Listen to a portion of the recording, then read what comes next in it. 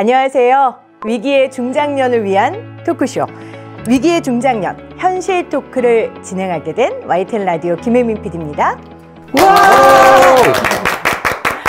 네, 지금 이 자리에 선 세 분이 박수를 치셨지만 지금 방송을 보신 분들도 아마 박수로 오늘 시작을 해주셨을 거라고 믿습니다.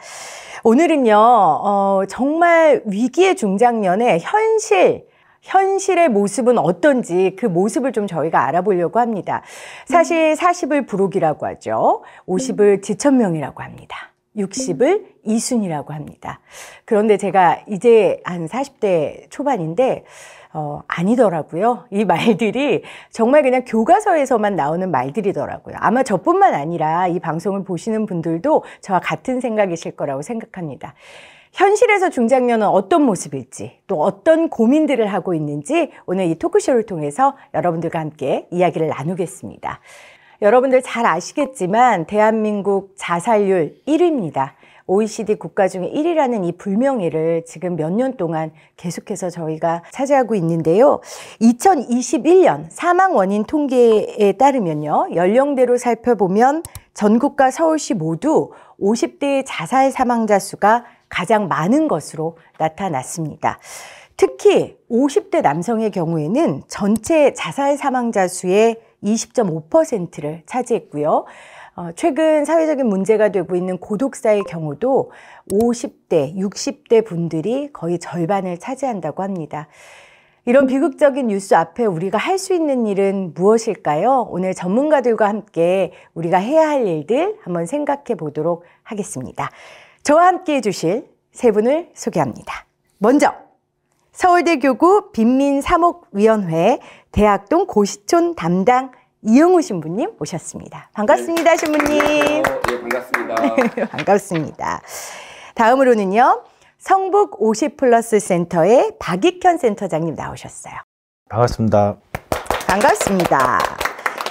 마지막으론 성북구 자살예방센터에서 함께해 주셨습니다. 박수진 부센터장님 나오셨어요. 네, 반갑습니다. 반갑습니다. 자, 이 세 분과 오늘 사실 우리가 무거운 주제긴 하는데요. 그리고 우리의 얘기니까 조금 우리 밝고 건강한 에너지를 우리 시청자분들께 전하기 위해서 함께 이야기를 나눠보도록 하겠습니다. 각 단체의 소개를 좀 해주셨으면 좋겠어요. 신부님 먼저 어떤 일 하시고 어떤 단체에서 무슨 일 하시는지 말씀해 주십시오. 예, 저는 대학동 고시촌에서 살고 있고요. 또 그러면서 이제 대학동 고시촌에 독거 중장년들이 제일 많이 모여 사는 곳입니다. 그래서 독거 중장년들이 좀 편히 와서 좀 쉬고 먹고 또 함께 친교를 나눌 수 있는 그런 공간, 참 소중한 점점점이라는 쉼터를 지금 운영하고 있습니다. 참 소중한 점점점이요? 네. 왜 점점점이에요? 우리가 이제 그 살다 보면 많이 실패와 좌절, 절망, 또 이제 또 그래서 우울해지면은 내가 얼마큼 소중한지 잘 모르고 맞아요. 또 나를 원망하고 또 남을 또 탓하면서 살아가기 참 쉽잖아요. 그래서 저희 센터 그 쉼터 이름을 참 소중한이라고 지었고요. 그래서 누구든지 비록 많은 실패와 좌절을 겪었지만 그래도 참 우리가 소중한 존재다. 그런 의미가 있고요. 그래서 자꾸만 참 소중한 존재라는 것들을 이렇게 자꾸만 회상시키는 거죠. 그리고 점점점은요, 미완성이지만 우리가 계속 만들어가자. 그래서 점점점은 그 소중한 그 공간에서 우리가 함께하면서 참 소중한 나를 발견하고 다시 되찾아가고 또 내가 참 소중한 것만큼 상대방의 너를 찾게 되고 참 소중한 너를 찾게 되고 참 소중한 우리, 그리고 어떤 때는 그 점점점이라는 것은 시간이 될 수도 있고 공간이 될 수도 있고 우리가 함께 어울렸던 모든 활동이 될 수도 있고요. 그래서 그 점점점은 우리가 계속 만들어가자. 그런 의미로 참 소중한 점점점 그런 의미를 두고 이름을 지었습니다. 네, 다음으로는 50플러스 센터, 우리 성북 50플러스 센터의 박익현 센터장님 소개를 좀 해주시겠어요? 저는 성북 50플러스 센터의 센터장으로 근무하고 있는 박익현입니다. 저희 센터는 이제 보문역 7번 출구에 위치하고 있고 50세부터 64세까지 중장년분들이 이용하고 있는 곳입니다. 네. 어떤 일을 하냐면은 이제 중장년분들이 사회 참여 할 수 있는 그런 기여를 할 수 있는 공간을 조금 확대해주고 그리고 그분들과 같이 복지의 영역은 시혜적이거나 수혜적 입장인데 저희는 이제 중장년 분들은 협치와 상생의 구조로 함께 이렇게 센터에서 활동하고 저희도 같이 지지 체계를 주고 있는 그런 역할을 하는 곳입니다. 자, 다음으로는 성북구 자살예방센터에 대한 소개를 듣도록 하겠습니다. 박수진 부센터장님. 성북구 자살예방센터는 2012년에 처음 개소를 했고요. 그 자치구, 성북구라는 구에서 조례를 만들어서 자체 그 구비 100%로 운영되고 있는 곳은 서울 안에서는 하나로 좀 보시면 될 것 같습니다. 그래서 자살예방센터가 정신건강복지센터 안에 있는 게 아니라 외부로 나와서 그 역할만 좀 열심히 하고 있는 기관이라고 보시면 될 것 같고요. 그래서 성북구가 이제 그런 부분에 굉장히 좀 관심을 가지고 좀 시작을 한 기관이고, 그러니까 성북구만의 특색을 더 살릴 수 있겠네요. 얘기를 들어보니까. 근데 우리가 보통 성북구 하면 드라마에서 네, 성북동입니다. 그러니까 되게 경제적으로 좀 여유 있고 그런 분들이 많이 사실 것 같은데 그렇지 않나요? 그러니까 모든 도시가 그렇긴 하겠지만 성북구는 실은 재개발과 여러 가지 부분들이 맞물려서 그 빈민과 실은 부유한 곳들의 편차가 굉장히 심한 지역이라고 보시면 될 것 같습니다. 그래서 여전히 달동네가 정말 존재하고요. 정말 버스가 다닐 수 있을까라고 생각될 정도로 높은 고지대에 많은 지역 주민들이 살고 계시거든요. 그러다 보니까 어떻게 보면 그 안에서 상대적인 박탈감이나 어려움들을 더 경험하시는 분들이 많다라고 볼 수 있을 것 같습니다. 정말 다양한 곳에서 중장년들을 위해서 애쓰고 노력하시는 세 분과 함께 이 토크쇼를 시작하게 됐습니다. 커밍아웃을 좀 하죠. 우리 다 중장년. 네, 작년입니다. 신부님은? 네, 저도 중장년. 네, 저도 40대고. 자, 여기 4050, 60 다양하게 있는 것 같은데 짧게 이럴 때 내가 중장년이구나. 실감 난다. 이런 것 좀 이야기 한번 해볼까요? 신부님은 어느 때? 저도 이제 그 대학동에 조그만 원룸 하나 얻어가지고 네. 같이 생활하고 있거든요. 그때 이제 아무래도 그 중장년들 보면은 남 얘기 같지 않고. 비슷하죠. 네. 살아가는 것도 좀 비슷하고요. 네. 근데 마음은 늘 청춘 같은데 이럴 때 예전 같지 않은데 이렇게 그 목회하다 보니까 예전과는 좀 다른데 이럴 때 좀 내가 나이를 먹었구나, 중장년이구나 이런 생각 안 하세요? 그렇지. 아무래도 이제 체력적으로. 그렇죠. 예. 중장년인 걸 깨달을 때는 보통 체력적인 한계가 올 때. 네. 노안도 오고. 네. 어디가 아프기도 하고. 네. 저는 되게 화려하고 예쁜 옷을 입는 게 좀 꺼려질 때, 내가, 괜찮나? 나 40대인데 이럴 때 좀, 내가 이제는 좀 중년이 됐구나 이런 생각 하거든요. 우리 센터장님은 어떠세요? 뭐 화려한 옷도 잘 어울리실 것 같은데 저는 한 오래 근무했다 그러면 근무할 수 있지만 어떤 3, 4년 또 근무하고 있으니까 이 동화가 되는 것 같아요. 예, 중장년의 어떤 그러한 세대 조례상으로 세대는 아니지만 그분들이랑 같이 계속 소통하고 감정이입도 해보고 하니까 별 다를 게 없구나. 중요한 말씀 해주셨어요. 사실은 제가 언제 중장년인 걸 깨달으세요라고 묻기는 했지만 사실 뭐 20대 때나 지금이나 철없고 그런 건 사실은 같잖아요. 근데 우리가 중장년이라는 그 사회적 시선에 좀 나를 맞춰야겠다는 생각 때문에 그런 현실적 판단을 하는 것 같아요. 우리 북센터장님 어떠세요? 일단 제일 큰 건 신체적인 거고 회복이 안 돼요. 예. 처리야 못하겠죠? 예, 무리를 하고 나면 회복이 확실히 늦다라는 게 제일 크고요. 그리고 제가 느끼는 어쨌든 중장년이 되면서의 그 부분은 불안이 크다라는 거예요. 그러니까 가정적으로, 사회적으로 불안함, 뭔가 실패에 대한, 좌절에 대한, 내가 한 일에 대한 뭔가 책임이 더 커져 있다라고 느끼고 있는 부분들이 있어서 그 뭔가를 진행해 나갈 때의 불안, 그게 잘 안 됐을 때 이후에 대해서 희망적인 어쨌든 기대보다는 잘 안 되고 나면 어떻게 되지에 대한 생각들을 참 많이 하게 되는 것 같습니다. 그러니까 청년들도 불안한데 사실 청년들은 기회가 있다고 우리가 생각을 하잖아요. 근데 내가 여기서 실패하면 이게 기회가 올까? 이런 불안이 좀 중장년 때 있는 것 같아요. 그렇죠? 네. 지금까지는 내가 언제 중장년인가 그런 이야기 나눠봤는데요. 그러면 이제 사회적으로 혹은 세 분이 만나는 중장년을 통해서 이 사회가 중장년을 좀 어떻게 보고 있는지에 대한 이야기를 좀 해보도록 하겠습니다. 신부님부터 해주시겠어요? 예, 제가 만나는 중장년들은요. 경제적으로는 저 가난하고요. 또 건강 질병과 함께 정신적으로도 상당히 좀 아픈 분들이 많이 계시고요. 그러다 보니까 사실 또 이제 고립돼 있고요. 네. 사회적으로 고립돼 있고. 그래서 한편으로는 또 본인들이 살아왔던 삶이 아마 또 절망하고 좌절하고 보일 게 별로 없어서 지금 그런 상황인지 모르지만 투명인간처럼 자기 자신을 드러내고 싶어 하지 않는 거죠. 익명 속에 그냥 이렇게 또 자기 목소리도 내지도 못하고 그래서 더 사회적으로 고립되어 가는 그런 측면에 있는 분들이 좀 많이 있고요. 그러다 보니까 우울증이랄까요? 그렇죠. 그런 것에 있는 분들이 좀 많이 있는 것 같습니다. 그러니까 우리 사회에서 이런 중장년을 좀 투명인간 취급하는 그런 시선에 대해서 신부님께서 말씀을 해주셨어요. 센터장님은요? 저는 이제 신부님이 말씀을 해주셨는데 지금 객관적인 통계 자료로 의하면은 지금 신중년이라고 표현들 많이 하거든요. 그러니까 지금 계셨던 노인 세대들이랑은 또 다른 세대들입니다. 그래서 고학력자들이고 그리고 77% 이상이 중산층 의식을 가지고 있습니다. 그래서 내가 가지고 있는 재능과 어떠한 부분을 사회에 기여하고 싶고 내 이름 석자를 드러내놓고 싶어하는 부분이 아주 큽니다. 그래서 그 시설에서 그분들이 이제 오시는 성향들을 보면은 자식들을 이제 다 성장을 시키고 빈둥지 증후군이라고 집에서 이제 외로움이 있으신 분들이 이제 자기가 이제 묻힐까봐 이름을 계속 드러내고 싶어서 센터로 와서 활동도 하시고 사회참여 기여도 하시고 하시는 거거든요. 그러니까 그러한 측면에서 봤을 때는 중장년 분들이 지금은 또 다른 신중년이다. 그리고 라고 표현될 수 있고 그리고 지금 젊은 세대들이 중장년이 됐을 때는 또 다른 학력이나 부분이라든지 스펙이란 부분이지 또 다른 이제 부분으로 편성될 수 있을 것이다.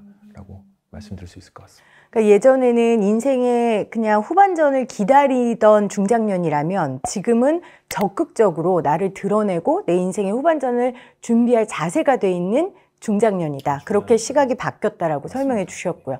어떠세요? 센터에 지금 그래서 자살 시도자나 고위험군으로 만나 뵙는 분들을 보면 실제 자살자는 남성의 수가 중장년이 많은데 서비스를 이용하는 숫자는 굉장히 극소수입니다. 발견되기가 되게 어려운. 그래서 그분들과 얘기해 보면 그게 본인의 어쨌든 문제이지 사회가 같이 뭔가 같이 도움을 받을 수 있는 존재로 본인을 좀 인식하지 못하는 부분들도 있는 부분이 있고요. 또한 사회에서도 이제 그 중장년이라고 하면 안정되어 있어서 누군가를 돌보는 역할로 보호자로 보고 있지 그들이 보호받아야 될 대상이라는 생각들을 좀 못하고 있다고 생각하는 게 실제로 중장년의 남성이 이용할 수 있는 서비스는 굉장히 극소수이고 중장년 아까 말씀하셨던 어쨌든 인류라고 또 볼 수도 있죠. 또 새롭게 생겨난 세대인데 대체로 서비스를 이용하시는 분들은 여성들이 중장년들의 사회적 참여가 굉장히 많습니다. 그런 걸 봤을 때 중장년의 위기의 남성들에 대한 어쨌든 돌봄에 대한 부분들은 본인도 인식 못하고 사회도 실은 여태까지 준비해오지 않고 있었던 게 아닌가라는 좀 생각이 듭니다. 지금의 중장년들은 여러 가지 문제를 안고 있기 때문에 사회에서 좀 어느 정도 돌봄의 대상으로 좀 바라보는 게 되게 중요할 것 같아요. 근데 우리 뭐 아프니까 청춘이다 하는데 저는 요즘 그러거든요. 아프니까 중년이다. 우리도 아픈데 근데 참 아프단 말 하는 게 참 힘들어요. 그게 아마 이 세 분들이 말씀해 주셨던 그런 시각 때문이 아닌가 싶습니다. 그러면 세 분께 제가 또 여쭙고 싶은 게 현장에서 만난 중장년 중에 굉장히 기억에 남고 혹은 마음이 아프거나 아니면 이런 어려움을 그분이 이렇게 멋있게 이겨냈다라든지 그런 사례를 좀 들을 수 있을까요? 한 분이 뭐 여러분이 많이 계시긴 한데요. 그 한 분은 지금 이제 60대쯤 되시는데 뭐 여러 가지 사회적으로도 상당히 명성을 갖고 자기 일에 대한 자부심도 가지고 있고 그래서 열심히 해서 어느 정도 조금 성공을 하셨던 부분들도 있던 분인데 네. 나중에 이제 사업이 또 이제 실패하고 또 그러면서 이제 또 가족들하고도 다 헤어지게 되고요. 그리고 이제 부인하고도 이혼하게 되고 그래서 2013년도에 이 대학동에 오신 거예요. 근데 또 몸까지 완전히 거의 망가져가지고 아이고.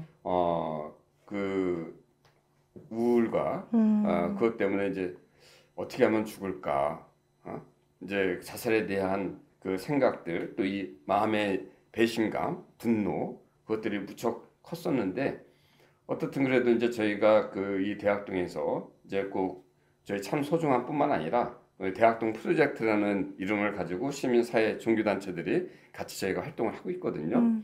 이제 거기와 같이 저희가 이제 조금씩 이렇게 함께 하면서 이분이 이제 그 되게 많이 밝아졌어요. 그리고 또 모임에도 이제 함께 참여하고 또 이제 저희가 마을 주민 모임 지금 준비하고 있거든요. 우리말 네. 공동체를 네. 하고 있고 저희가 단순히 쉼터만 운영하는 것이 아니라 그 주민들이 스스로 자기 목소리를 내도록 하고 또 그래서 우리가 부끄러운 존재가 아니다. 나름대로 최선을 다해 살았고 또 그래서 여러 가지 실패했지만 또 우리가 뭔가 새롭게 해볼 수 있지 않겠는가. 또 우리끼리 좀 비록 실패했지만 그리고 병들고 가난하지만 또 우리끼리 좀 재밌게 또 우리들의 문제들을 우리가 얘기해서 좀 바꿔 가보도록 하자. 또 그런 취지로 이제 그런 모임 주민 모임들을 하고 있는데 거기에 또 참여하면서 이분이 좀 자신감을 생긴 것 같아요. 네. 이렇게 어려운 분들이 나만 있는 게 아니라 같이 얘기하다 보니까 힘도 생기게 되고 그러다 보면은 우리가 뭔가를 조금씩 뭐 해볼 수 있겠구나 그런 희망이 좀 생겼다고 또 이제 어저께도 만나고 이제 우리가 어디 발표하느냐고 글을 이렇게 한번 준비하라는데 그래서도 그런 이야기들이 좀 있었습니다. 네. 그러니까 나만의 동굴에서 데리고 나오는 일을 우리 신부님이 하시는 것 같아요. 얼마나 보람 있으세요. 그렇죠? 그런 분들 보면 그렇죠. 지금 표정에 나타나세요. 그 필요한 동네 분위기도 좀 바뀌고 사람들이 좀 이렇게 처음에는 동네가 아주 조용했습니다. 그리고 서로 오면 인사도 안 하고 자기들끼리도 얘기도 안 하고 말도 안 섞고 그랬었는데 지금 이제 모이면 막 서로 얘기하고 하고 사람 사는 것 얘기하고, 같겠어요. 또 그렇죠? 자기들끼리도 어떤 땐 필요하면 좀 도움도 주고 그러니까 동네가 좀 활기가 넘치고 사람들의 표정이 좀 밝아지는 것 같아요. 네. 자, 50플러스 센터에서 만난 중장년 어떤 분 소개해 주시겠어요? 저는 이제 전형적인 중장년의 모습에서 좀 탈피하신 분을 조금 사례를 좀 소개해 드리자면은 아까 말씀드렸다시피 중장년들은 기술력이 좋잖아요. 그러니까 살아온 환경에 있어서 어떤 가지고 있는 그 학력이라든지 기술력들이 좋아요. 근데 최신 효과라고 이제 최신의 기술력을 읽어내는 트렌드는 조금 부족하거든요.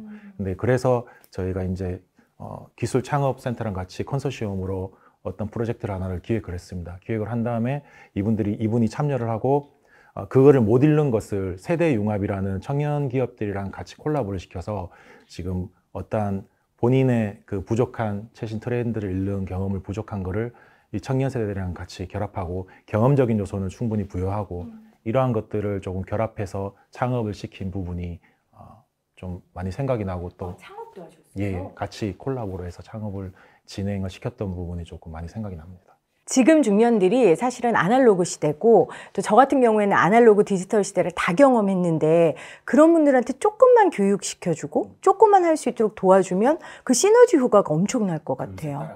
그렇군요. 와, 창업까지 진짜 제2의 인생을 사는 중년을 소개해 주셨고요. 네, 저는 두 분 아주 짧게 말씀을 드리겠는데 첫 번째는 지금 저도 이제 시도자에 대한 부분, 시도자로 저희 쪽에 이제 의뢰되셨던 분인데 실제로 그 경제적인 40대 중반의 남성분이셨고 경제적으로 갑자기 이제 가지고 있던 집, 노모랑 같이 살고 있는데 집을 이렇게 그 담보로 해서 했던 사업 자금을 다 날리게 되면서 이제 극단적인 행동을 하셨던 거고요.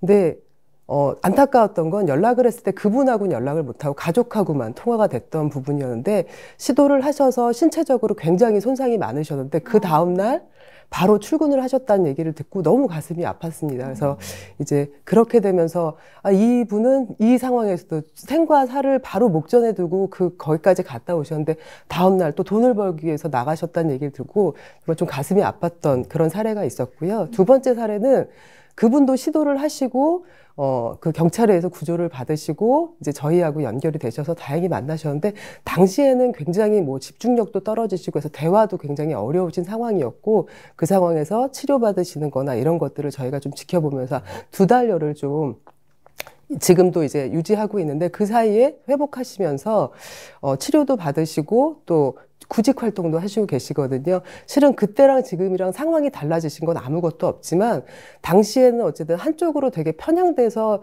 이렇게 부정적인 것들에 집중돼 있었는데 그 손을 잡고 어쨌든 2달여를 그냥 지나가다 보니까 다른 또 시선들, 본인의 건강한 부분들이 올라오셔서 지금 구직 활동하시면서 아르바이트 하고 계시는 좀 그런 분들이 계셔서 굉장히 보람이 있는 부분이었습니다.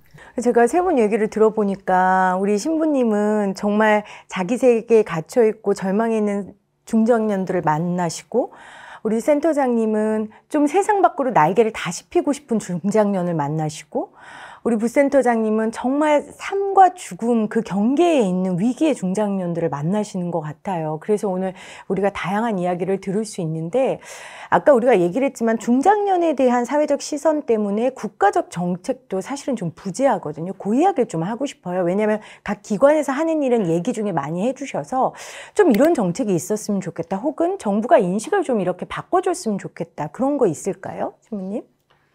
예, 제가 살고 있는 대학 등에도 보면은 뭐 어린이집도 있고 청소년 센터도 있고 또 청년들을 위한 센터도 있고 또 노인들을 위한 노인정도 있는데, 사실은 거기에 그 제일 많이 분포하고 있는 중장년들을 위해서는 아무것도 정책도 없군요. 없고 공간도 마련되어 있지 않고 관심도 갖지 않고 또 이분들도 스스로 자기 목소리를 내는 게 부끄럽다고 생각하니까 내지도 못하고, 그러니까 정책적으로 사실은 되게 소외되어 있는, 그리고 또 정책이 없었던 거죠.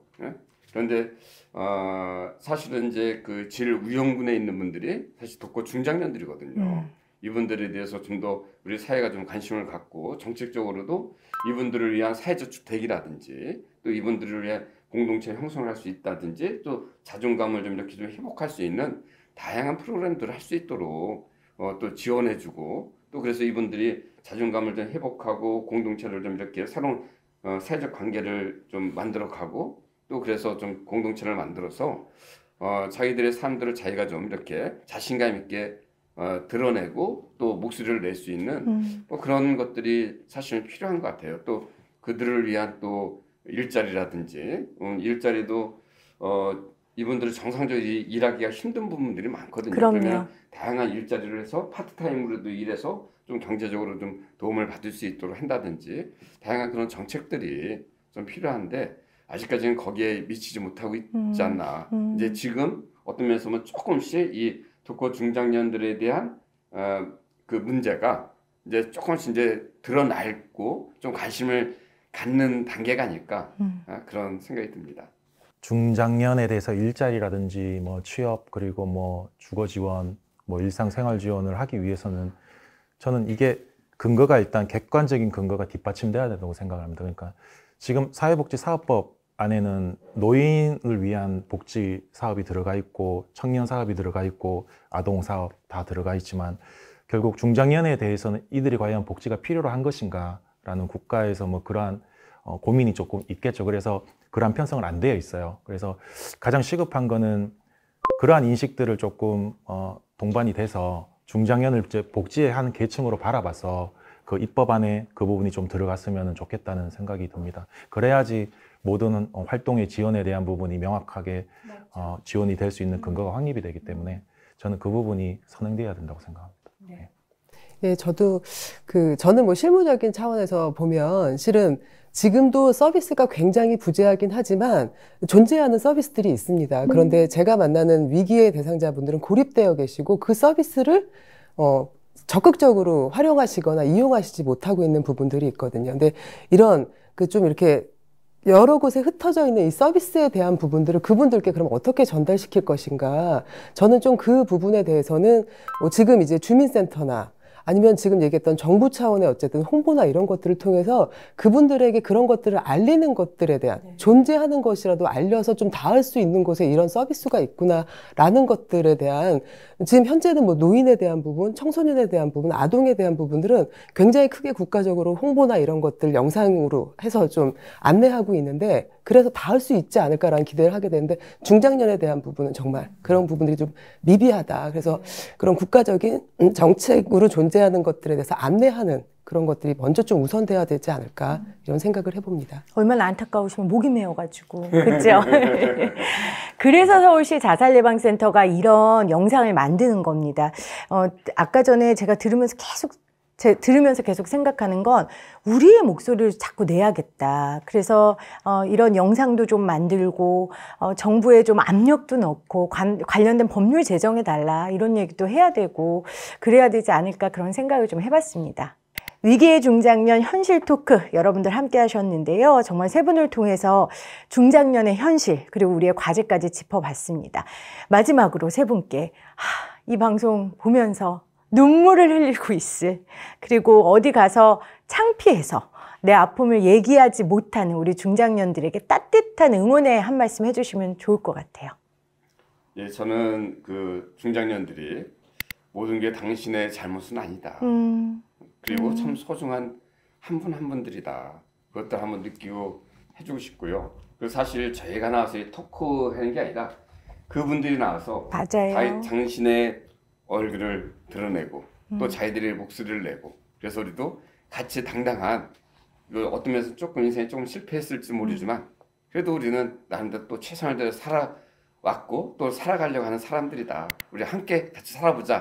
그런 마음을 가지고 할 수 있는 그런 세상이 빨리 왔으면 좋겠습니다. 신부님 눈물이 고이셨어요. 아마 이 눈물의 의미는 현장에서 만나는 그 중장년들에 대한 안타까움 그리고 이렇게 이야기를 그래도 누군가 들어주고 있잖아요. 거기에 대한 고마움이 아닐까 싶습니다. 네. 누구나 다 중장년이 될 수 있죠. 그러니까 뭐 젊은 세대들도 중장이 될 수 있고 또 중장이 또 늙어갈 수도 있고 하니까 자연스러운 어떤 세대의 명칭이 있기 때문에 그들도 이제 새로운 어떤 것들을 또 기획할 수도 있고 앞으로 살아왔던 것들을 또 복습할 수도 있고 답습할 수도 있는 부분이니까 그러한 것들을 좀 더 세밀하게 열어줄 수 있도록 제가 동반자의 역할로서 저희 센터가 동반자 역할로서 많이 도와드릴 테니까 함께 지지 체계를 만들어 줬으면 좋겠습니다. 50플러스 센터 여러분 각 구마다 다양하게 있습니다. 홈페이지 들어가시면 또 그 구마다 준비된 프로그램들이 있거든요. 많이 이용하시기를 바랍니다. 네. 위기의 상황에서는 실은 내가 가진 어쨌든 여러 가지 좋은 점, 뭐 아니면 부정적인 면 여러 가지 부분들이 있는데 그 중에서도 부정적이고 절망적인 어쨌든 나의 그 의식들만 좀 움직이게 되는 그 시기가 있는 것 같습니다. 그래서 문제를 맞닥뜨리고 어려움에 봉착했을 때 그 문제를 극복하고 이겨내야 된다라는 게 아니라 일단 좀 그 시간을 그냥 힘들지만 걸어가다 보면 또 내가 이전에 잘해왔던 나의 모습들이 드러나고 그 문제를 해결하실 수 있는 힘이 우리들 안에 있다라고 생각이 들거든요. 그래서 그 시간을 좀 혼자 지나가려고 하면 그 놓치게 되는 부분들이 있기 때문에 손을 내밀어서 좀 같이 가자, 옆에 있겠다 이런 말씀을 좀 드리고 싶습니다. 당신의 잘못이 아닙니다. 그리고 해결할 수 있는 힘이 분명히 우리들 마음속에 있고요. 혼자 가기 힘드시면 또 많은 분들이 도와줄 겁니다. 도움을 요청하는 걸 포기하지 마시고요. 중장년이어도 아픈 건 아픈 겁니다. 혼자 끙끙 앓지 마시고 서울시 자살예방센터 혹은 이 세 분들이 지금 일하고 있는 기관에 도움을 요청하시면 이 세 분들이 아마 적극적으로 도와주실 겁니다. 저도 이 시대를 사는 중년으로서 여러분들을 응원하고요. 저희 다 함께 인사하고 마무리하겠습니다. 감사합니다. 감사합니다. 감사합니다. 함께해요. 힘내세요. 힘내십시오.